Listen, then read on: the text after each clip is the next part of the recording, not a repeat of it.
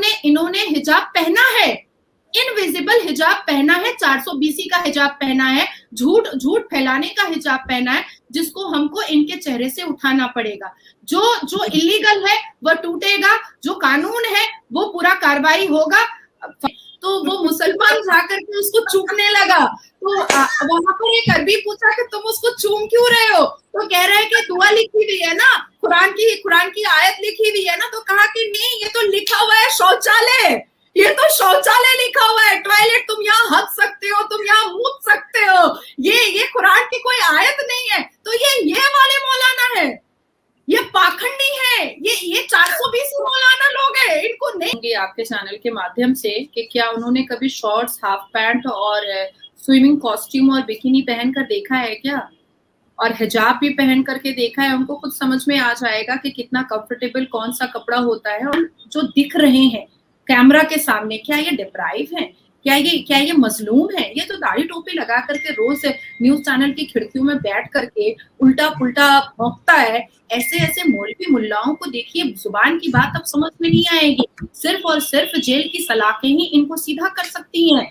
और कोई इनको दुरुस्त बुर्के को लेकर जो स्कूल में एग्जामिनेशन हॉल में लड़कियां बच्चियां पहनती हैं, उसको लेकर उन्होंने कहा है कि हमारे देश में सबको जो भी कपड़े पहनने हैं वो होने चाहिए, और ये हेडमास्टर और इस तरह के लोग जो है बच्चों के ऊपर जबरदस्ती कर रहे हैं, और जो औरतें या बच्चियां वेस्ट यूरोपियन कपड़े पहनती हैं तो वो अच्छा नहीं लगता। बुर्का नहीं पहनना चाहिए, ऐसा कहीं नहीं लिखा, और अगर छोटे कपड़े पहनती हैं और लड़कियां तो वो अच्छा नहीं लगता है उनको, वो अनकंफर्टेबल होती हैं, और अगर बुर्का पहनती हैं, ज्यादा कपड़े पहनती हैं तो सुकून मिलता है। इस बयान को आप कैसे देख रही हैं? बहुत जजमेंटल स्टेटमेंट के नजर से मैं देख रही हूँ, और महमूद साहब से मैं पूछना चाहूंगी आपके चैनल के माध्यम से कि क्या उन्होंने कभी शॉर्ट्स, हाफ पैंट और स्विमिंग कॉस्ट्यूम और बिकिनी पहनकर देखा है क्या, और हिजाब भी पहन करके देखा है? उनको खुद समझ में आ जाएगा कि कितना कंफर्टेबल कौन सा कपड़ा होता है और कितना सुकून कौन से कपड़े में मिलता है। ये उनको खुद ब खुद समझ में आ जाएगा।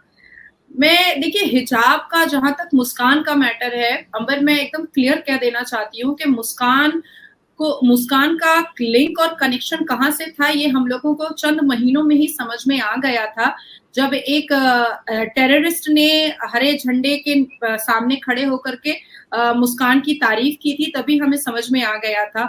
बहुत सारे क्वेश्चंस मैंने तब भी किए थे कि आखिर ये पैसा आ कहाँ से रहा है। अंबर, आपको भी पता है कि सुप्रीम कोर्ट में एंटर करना या कैलकाटा या किसी भी स्टेट के हाई कोर्ट में एंटर करना मुंह की बात नहीं होती है, पॉकेट बहुत ज्यादा लोगों को बहुत गर्म रखना पड़ता है, तब जाकर के हम एक न्याय लेकर के आते हैं। और मुस्कान अगर बहुत मिडिल क्लास फैमिली से हैं और शिक्षा ले रही थी, तो पहला सवाल ये उठता है कि उन्होंने कुरान का पहला वर्ड इकरा को ना सपोर्ट करके उन्होंने हिजाब को क्यों सपोर्ट किया, जिसमें जिस हिजाब के बारे में कहीं पर भी कुरान में लिखाई भी हुआ नहीं है कि हमने अबाया, बुर्का, हिजाब ऐसी कोई चीज पहननी पड़ेगी। सूर्य अल-नूर की बहुत बार बात होती थी, लेकिन सूर्य अल-नूर में भी ऐसी कोई बात नहीं थी, कहा गया था कि तन को ढक करके रिवीलिंग कपड़े नहीं पहनने। अब आती है बात कि आखिर ऐसा क्या कनेक्शन था और ये फाइनेंशियल सपोर्ट मुस्कान को कहां से आ रहा था। ये बात पूरा देश, पूरा हिंदुस्तान जान चुका है। वो अब तक अरेस्ट क्यों नहीं हुई है, ये भी एक बहुत बड़ा मुद्दा है। उनको, मुस्कान को इमीडिएट अरेस्ट करना चाहिए एनएसए के चार्जेस पर, नेशनल सिक्योरिटी के चार्जेस पर। दूसरी बात आती है कि महमूद जी को मैं जरूर आपके चैनल के माध्यम से एक संदेश भेजना चाहती हूँ, बहुत प्यारा संदेश है, और कुछ कपड़े भी अगर उनके एड्रेस मिल जाए तो मैं उनको कुछ कपड़े भी भेजूंगी, लाइक बिकिनी, शॉर्ट्स और हॉट पैंट। मैं तो कहती हूँ, आपकी बात बीच में कट रही है, 4-6 उनको बुर्के भेज देते हैं, वो जब 3-4 बुर्के एक के ऊपर एक गर्मी में पहनकर बाहर निकलेंगे तो उन्हें भी सुकून मिलना चाहिए। सारा सुकून महिलाओं को ही क्यों मिले, मर्दों को भी मिलना चाहिए ना सुकून। नहीं, मैं वही कहना चाह रही थी कि उनको दोनों तरीके की चीजें भेजनी पड़ेंगी। उनको ऐसे कपड़े भी भेजने पड़ेंगे, नॉर्मल कॉटन का टी शर्ट और शॉर्ट्स भी भेजना पड़ेगा, और बुर्के और हिजाब वो वाला जिसमें ग्लव्स भी होता है और आंखें छोटी सी चोरों की तरह नजर आती है, डकैतों की तरह बाहर निकल जाते हैं एकदम प्रेत आत्मा की तरह, तो ऐसा बुर्का भी हम उनको भेजेंगे और उनको पहन करके मीडिया के सामने हिजाब पहन करके, बोरखा पहन करके वो डकैत वाला उनको दिखाना पड़ेगा और उनको तब बोलना पड़ेगा कि धूप की शिद्दत में खड़े होने के बाद आप कैसे लग रहे हैं। एक तो आइडेंटिफिकेशन का जो माँ बहन एक होता है अंबर, वो तो होता ही है। आजकल आप देखिएगा कि आप गैदरिंग में या मार्केट में, जो ओपन मार्केट होता है उसमें बुरखे वालियों को ना बहुत बहुत पॉइंट आउट करता है, क्योंकि बुरखे वालियां ना बहुत मतलब चोरी भी करती हैं सामान को। जो जैसे सरोजनी नगर आप चले जाइए, जैसे हम यहाँ पर बड़ा बाजार मार्केट वेस्ट बंगाल में चले जाते हैं, या आप लोखंड वाला चले जाइए, तो ऐसी जगह पे महाराष्ट्र के, तो ऐसी जगह पर हम लोग देखते हैं कि बुरखे वाले को बहुत पॉइंट आउट करके और तेज नजरों से देखता है कि ये तो जरूर चुराएगी। तो ऐसे ऐसे आइडेंटिफिकेशंस भी इनके रख दिए गए हैं। तो मुझे लगता है ये सब दकियानूसी बातें हैं, और इस टाइप के जितने भी मुसलमान हैं इन्होंने एक अफरा तफरी का माहौल मचाने के लिए ऐसी बहुत सी बातें कही हैं और कहते चले जा रहे हैं। इनको अपनी हार जो है ना वो साफ साफ दिखाई दे रही है। देखिए, इन्होंने सिर्फ अपने मुंह से जजमेंटल बातें या झुट्टी लुच्ची बातें नहीं कही हैं। इतिहास में जब हम बचपन से हिस्ट्री पढ़ते हुए चले आ रहे हैं अंबर, तब भी हमने बहुत कुछ झूठ उसमें पढ़ा है। आज देखिए, वीर सावरकर की बात को छुपाया गया है कर्नाटका में, उसका सिलेबस ही हटा दिया गया है। लेकिन मैं कहना चाहती हूँ कि अकबर के बारे में हम लोगों को सच्चाई क्यों नहीं बताई गई हिस्ट्री में। मैं थोड़ा सा इसको डिटेल में बोलना चाहूंगी कि, और तब मैं मुद्दे पर आऊंगी कि क्यों ये महमूद और ये जितने भी साजिद हैं और ये मौलाना रशीदी हैं, ये लोग क्यों ऐसी चीजें झुट्टी लुच्ची बातें करते हैं, लेकिन जो सच बात है उसको ये लोग बुक से सिर्फ नहीं बल्कि लोगों के दिमाग से भी हटा देना चाहते हैं। और सच्चाई का सामना जो है ना, इनके अंदर करने की काबिलियत और लियाकत नहीं है, हिम्मत भी नहीं है ऐसे ऐसे मौलवी मुल्लाओं की। देखिए, अकबर के पिता का नाम हमने हमेशा क्या सुना, हुमायूं। हमेशा हमने हिस्ट्री में यही पढ़ा। बट 1539 में हुमायूं बिजी हो गया था चौसा के बैटल में, चौसा के साथ एक जंग में वो बिजी हो गया था, और 1540 तक वो उसी जंग में बिजी रहा। उसके बाद हुमायूं जो है वो अपनी वाइफ को अमरकोट के राजा के हवाले करके वो वहां से निकल गया, और 15 साल वो मिसिंग डायरी देने वाला तो कोई सिस्टम उस वक्त नहीं था, नहीं तो हम लोग हुमायूं की मिसिंग डायरी दे देते, या उस वक्त वो लोग मिसिंग डायरी दे देते हुमायूं, क्योंकि वो कहाँ गायब हो गया था किसी को पता नहीं था। और इस बीच में पता चला कि हुमायूं को एक पुत्र पैदा हुआ है जिसका नाम अकबर रखा गया है। अब आप मुझे बताइए कि जो आदमी 1539 से लेकर के पूरा 15 साल स्ट्रेट गायब रहा, तो क्या उसने उड़ के दुआओं में फूंक करके अपनी बीवी के पेट में बच्चा दे दिया, या उसने नमाज में दुआ करके बीवी के पेट में बच्चा दे दिया, या ये अकबर का नुत्फा ही कोई और है? ये भी तो क्वेश्चनेबल है। तो ये तो इतिहास है, ये तो हिस्ट्री है जिसको हिस्ट्री की किताब से छुपाया गया है। और खास करके मुस्लिम स्कूल जितने भी हैं, उर्दू स्कूल जितने भी हैं, उन स्कूलों से इसको छुपाया गया है। मैं खुद उर्दू स्कूल की स्टूडेंट हूँ और मैंने ये नहीं पढ़ा था, और तब जा करके मैंने दिल्ली से एक किताब मंगवाई लाइब्रेरी से, और तब मैंने इस इतिहास को पढ़ा। तो महमूद हुआ, साजिद रशीदी हुए, या मौलाना अरशद मदनी हुए, ये सब जैसे मौलवी मुल्लाओं ने अफरा तफरी का माहौल जानबूझ करके मचाया है। और ये पता है, मुसलमानों के करियर को और मुसलमानों के फ्यूचर को खराब करने के लिए ये सब कुछ कर रहे हैं, जिसमें इनके मुफाद है, जिसमें इनका फायदा है। या तो ये किसी ना किसी पॉलिटिकल पार्टी के ये चाटुकारता होते हैं, या तो फिर इनको पाकिस्तान को ये सपोर्ट करते हैं, या पेशावरी जैसे कुछ लोगों से इनके पास पैसा आता है जिसकी वजह से ये लोग ये सब करते हैं। तो ऐसे लोगों को नजरअंदाज अब नहीं करना चाहिए, बिल्कुल नहीं करना चाहिए। कानूनी कार्रवाई करनी चाहिए, और भरी महफिल में इनको बेइज्जत करके इनसे पूछना चाहिए कि ये ऐसा आपने बोला है तो किस बिना पर बोला है और किस रीजन पर बोला है, उसका प्रमाण दीजिए। उसी वक्त इंस्टेंट उस महमूद को एक बोरखा पहना करके धूप में खड़ा कर देना चाहिए था 1 घंटा। अपने आप बाप का नाम भूल जाता और कहता कि इसको खोलो भैया, अब तो इसको खोलो। जी, बिल्कुल आपने सही कहा। और नाज़िया, अभी 3-4 दिन पहले की एक रिपोर्ट भी थी जिसमें जावेद नाम का एक लड़का आयशा बनकर मर्दों का वहां पे अस्पताल में इलाज कर रहा था, और जब हिजाब और बुर्का मुंह खोला गया तो पता चला कि अंदर जावेद निकला। तो सिक्योरिटी ब्रीच भी होता है, बहुत सारी ऐसी चीजें हैं जिसको लेकर सवाल भी उठते हैं, लेकिन इसको जस्टिफाई किया जाता है। और इनफैक्ट अभी हमने देखा कश्मीर में भी बीते दिनों बुर्के को लेकर, अबाया को लेकर ये मामला सामने आया, जिसमें लड़कियों ने प्रोटेस्ट भी किया कि हमारे नबी का फरमान है, आप कैसे रोकोगे। सऊदी अरेबिया ने एग्जामिनेशन हॉल में अबाया बुर्का बैन कर दिया, लेकिन भारत में पहले तो हिजाब था, अब बुर्के को भी, अबाया को भी लागू करवाने की कोशिश हो रही है। ये किस तरफ जा रहा है भारत?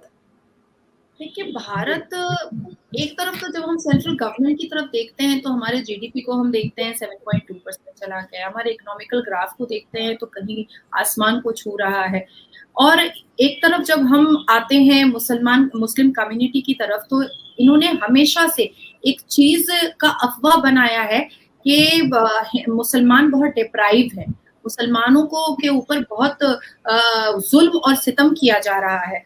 तो ये जो इतने सारे मुसलमान, अभी हालिया में हमने देखा डच का एक यूट्यूबर है, उसको पकड़ करके एक मुसलमान ही मारा क्योंकि वो नमस्ते बोला, उससे पूछ रहा है, वो टोपी लगा के दारू पी करके इशारा कर रहा है। तो ऐसे मुसलमान जो दिख रहे हैं कैमरा के सामने, क्या ये डिप्राइव है?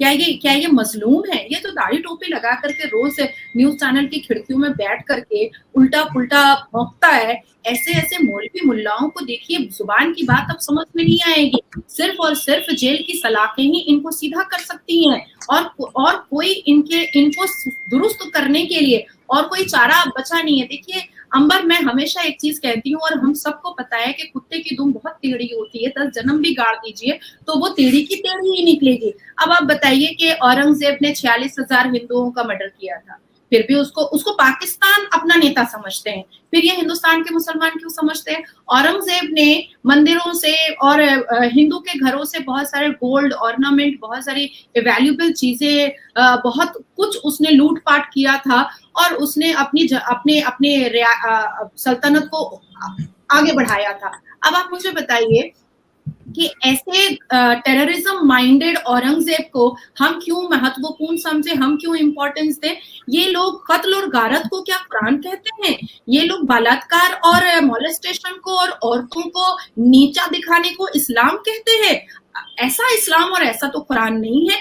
देखिए, मैंने पहले भी आपसे जब डिबेट में मैं बैठी थी तब भी मैंने आपसे उस इंटरव्यू में कहा था कि हदीस बोल करके कुछ नहीं है, ये सिर्फ इन्होंने अपने कंफर्टेबल जोन को हदीस के नाम पर एक तुम्बा छोड़ा है और जिसको सब पर लागू करने की ये कोशिश कर रहे हैं, इसके अलावा कुछ नहीं है।